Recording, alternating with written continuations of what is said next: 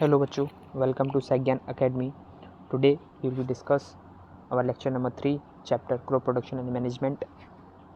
In previous lecture we were discussing about some topic like basic practices of crop production, preparation of soil, tilling, ploughing, in which the soil are prepared to mix the air in that particular field and area, and some agriculture implants like plough, tool, plough हो गया आपका who, and some other tools.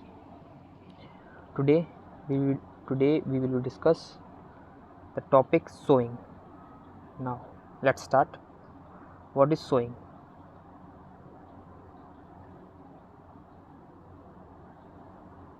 What is sowing? तो इसे सामान्य भाषा में बोवाई कहा जाता है. इसे हम सामान्य भाषा में बोवाई कहते हैं. Sowing is an important part of crop production. Before sowing, good quality, clean and healthy seeds of a good variety are selected.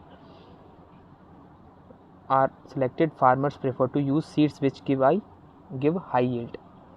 यानी कि सोइंग का मतलब सबसे पहले सोइंग होती है क्या? बीज को जो बोने की प्रक्रिया जो होती है, प्रोसेस होती है, उसे कहा जाता है बुवाई या सोइंग. इसमें क्या होता है, जो बीजों की क्वालिटी है वो सिलेक्ट की जाती है. गुड क्वालिटी के बीज होने चाहिए आपके, है ना, गुड क्वालिटी के बीज होने चाहिए. और इसके अलावा जो बीज है वो साफ़ होने चाहिए, क्लीन होने चाहिए, हेल्दी बीज होने चाहिए, and good variety are selected. उनकी जो वैरायटी है, ऐसा नहीं है कि कोई भी अपन कह सकते हैं कि हर जो बीज होती है उसकी एक वैरायटी होती है. उसकी वैरायटी ख़राब भी होती है, बढ़िया भी होती है, मीडियोकर भी वैरायटी की कुछ आती है. तो उस हिसाब से जैसी जैसी वैरायटी होगी वैसा ही उनका प्रोडक्शन या यील्ड होती है. एक और टर्म यहाँ पर आई, यील्ड किसे बोलते हैं? तो जब भी किसी चीज़ का उत्पादन होता है, फॉर एग्जांपल एक जगह पर 50 मन गेहूँ होता है और दूसरी जगह पर 100 मन गेहूँ होता है. तो जहाँ पर 100 मन गेहूँ होता है तो उसकी यील्ड ज़्यादा होगी. आगे देखते हैं सिलेक्शन ऑफ सीड्स, किस तरह से बीजों का जो है चयन किया जाता है. One day I saw my mother, एक दिन मैंने अपनी माँ को देखा. Put some gram seed in vessel and pour some water on them. उन्होंने क्या किया, कुछ ग्राम के कुछ बीज लिए और उन्हें पात्र में डाला. After a few minutes some seeds started to float on top. I wonder why some seeds float on water. कुछ समय बाद जो बीज थे वो पानी के ऊपर तैरने लगे. मैं बड़ी आश्चर्यचकित हो गई कि ऐसा क्यों हो रहा है. पानी में जो बीज हैं वो कुछ तैरने क्यों लगे और कुछ बीज नीचे क्यों रुक गए हैं. तो ये अंतर बताएगी. इसमें देखेंगे क्वालिटी का अंतर होता है. जिसकी क्वालिटी अच्छी थी, जो कि भरे हुए बीज थे, वो नीचे रह जाते हैं, और जो बीज खोखले हो जाते हैं, ख़राब हो जाते हैं, डिस्ट्रॉय हो जाते हैं, वो ऊपर की तरफ तैरते हैं. एक एक्टिविटी इसमें आएगी, उसको अपन पढ़ेंगे. Activity 1.1. Take a beaker and fill half it with water. Put a handful of wheat seed and stir well. Wait for some time. एक बीकर लीजिए, उसे आधा पानी से भर लीजिए और उसे जो है अच्छे से हिलाइए और उसमें एक मुट्ठी जो है गेहूं के बीज उन्हें उसमें डालिए. Are there seed which float on water. क्या सभी बीज पानी के ऊपर तैरते हैं? नहीं, सभी बीज पानी के ऊपर नहीं तैरते हैं, बट कुछ बीज ऐसे होंगे जो पानी के ऊपर तैरेंगे. वुड दोज बी लाइटर और heavier than those which sink.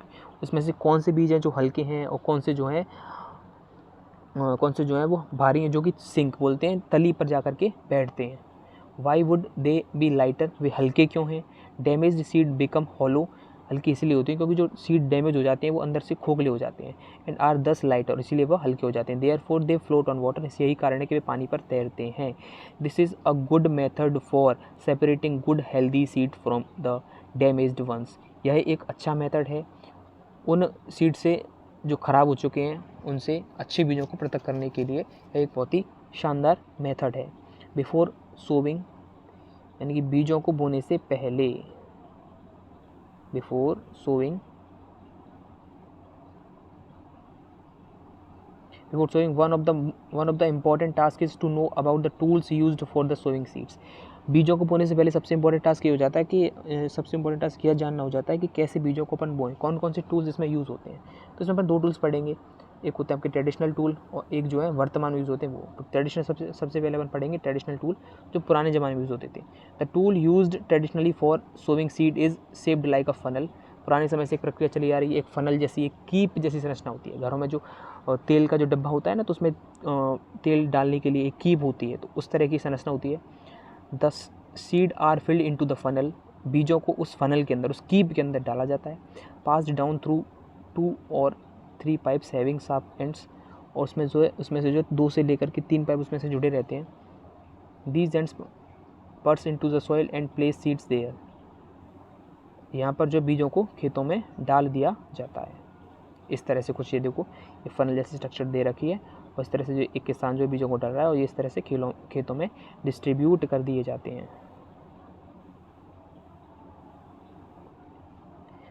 अब आता है सीड ड्रिल. ये जो है आधुनिक है, यानी कि जो मॉडर्न टेक्निक है, इसका यूज़ किया जाता है. ट्रैक्टर के पीछे लगा होता है, कभी ना कभी आपने देखा ही होगा मार्केट में.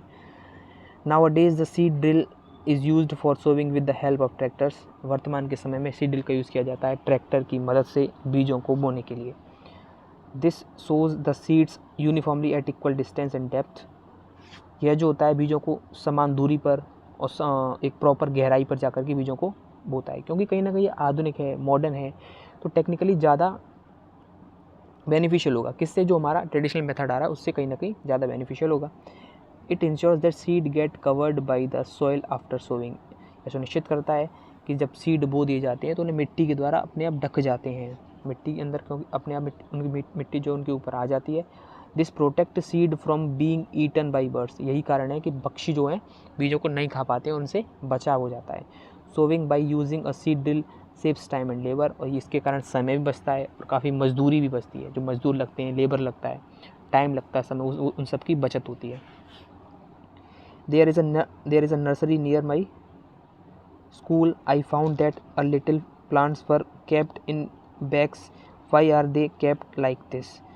वो जो कह रहा है कि मैंने अपने घर के पास एक नर्सरी देखी, वहाँ पर प्लांट्स को जो है बैग्स में बोया गया, छोटे छोटे बैग में प्लांट को उगाया गया है, बोया गया है. तो ऐसा क्यों किया गया भाई, ये जानना चाहता है ऐसा क्यों होता है.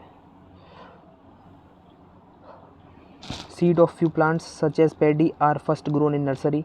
कुछ प्लांट जैसे पैडी हो गई, धान हो गया, तो उनको पहले नर्सरी में उगाया जाता है. एक छोटे से स्तर पर कई सारे बीज उगा दिए जाते हैं. When they grow into seedlings, और उसके बाद उन्हें अलग अलग क्यारियों में बोया जाता है. To the field manually. Some forest plant are flowering plants are also grown in the nursery. कुछ फॉरेस्ट प्लांट होते हैं, गार्डनिंग प्लांट होते हैं जिनकी खेती की जाती है, तो उनको भी पहले नर्सरी में उगाया जाता है. इसका एक बेसिक तरीका समझते हैं क्या है ये सिस्टम. हम देखेंगे सबसे पहले जो है, मान के चलो एक खेत है, पूरा बड़ा खेत, तो उस खेत के छोटे से एरिया में हमने कई सारे बीज डाल दिए, 100 200 या 500 बीज डाल दिए, तो सारे पादप जो है नज़दीक आ जाएंगे और कई सारे पादप उग जाएंगे उस छोटे से एरिया में. तो फिर वहाँ से उन पादपों में से एक एक पादप को अलग करके क्यारियों में एक एक करके बोया जाता है. इस तरह से धान की खेती की जाती है. और कई सारे जो फ्रूट फलों के पादप होते हैं उनकी भी इस तरह से गार्डनिंग की जाती है. आपने देखा होगा जो उद्यान होते हैं, बाग आम के, संतरे के, तो पहले उनकी एक नर्सरी में पहले बहुत सारे पेड़ों को बोया जाता है और फिर उन्हें अलग करके एक एक करके दूर दूर बोया जाता है. Appropriate distance between the seeds is necessary to avoid overcrowding of plants में बताया. वापस देखो वही चीज़ आ गई, ओवर क्राउडिंग मतलब होता है कि एक स्थान पर कई सारे पेड़ उग गए, तो इसको रोकने के लिए जो है अलग बहुत दूरी पर पौधों को उगाया जाता है क्यारियों के अंदर, सीडलिंग्स के अंदर.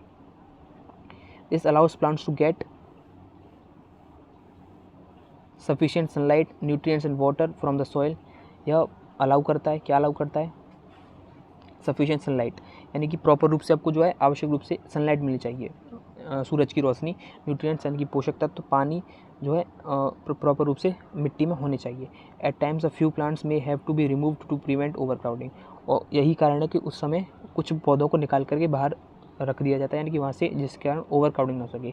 एक ही जगह पर बहुत सारे पेड़ अगर उगेंगे तो वो पेड़ किसी काम के नहीं रहेंगे, तो कुछ पेड़ों को हटा दिया जाता है और दूर पेड़ों को बोया जाता है जिससे कि अच्छे से प्रॉपर खेती हो सके. आज का लेक्चर बहुत ही छोटा है क्योंकि आज हमारे पास थोड़ा टाइम की अभी कमी है.